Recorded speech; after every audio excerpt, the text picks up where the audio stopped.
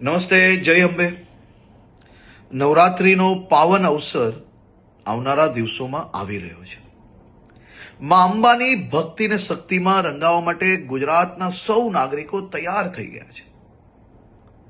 નવરાત્રીના આ પાવન અવસરે સૌ ખેલૈયાઓ દિલ મૂકીને માં અંબાની ભક્તિ અને શક્તિમાં રંગાઈ શકે, ગરબે ઘૂમી શકે તે માટે ગુજરાતના મુખ્યમંત્રી શ્રી ભૂપેન્દ્રભાઈ પટેલના માર્ગદર્શનમાં ગુજરાત સરકારે છેલ્લા અનેક વર્ષોથી નવરાત્રી મોડે સુધી રમી શકે, સાથે સાથે મોડી રાત સુધી નાના નાના વેપારીઓ, ફેરિયાઓ અને જે લોકો દરરોજ આ કામ કરીને એમનું પરિવાર ચલાવે છે, તેમનો ધંધો રોજગાર ચાલી શકે તેની બી ચિંતા કરવામાં આવતી હોય છે.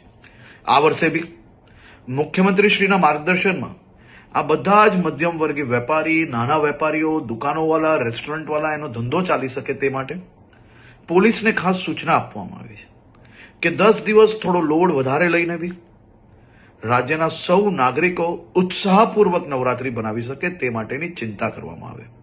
સાથે સાથે સૌ ખેલૈયાઓ અને આયોજકોને બી વિનંતી છે કે આપણું મ્યુઝિક, ડીજે, બેન્ડ આ બધું આપણા જ આજુબાજુમાં રહેતા લોકો, અગર હોસ્પિટલની બાજુમાં આયોજન કરતા હો તો ત્યાં આ બધી જ જગ્યાઓ પર લોકો બીજા જે ત્યાં રહે છે તે હેરાન ના થાય તેની બી જવાબદારી આપણી છે. આપણા રાજ્યની અંદર મોડે સુધી ગરબા તમે રમી શકો તે માટે ભૂપેન્દ્રભાઈ પટેલની સરકાર દ્વારા સંપૂર્ણ વ્યવસ્થાઓ કરવામાં આવી છે. પરંતુ સાથે સાથે એક જવાબદાર નાગરિક તરીકે તમે બી સૌ લોકો પોતપોતાનો ફરજ અદા કરશો તેવો મને 100% વિશ્વાસ છે. સૌ લોકોને ફરી એકવાર જય અંબે અને આપ સૌ લોકોને નવરાત્રીની ખૂબ ખૂબ શુભકામનાઓ હમણાંથી જ આપું છું.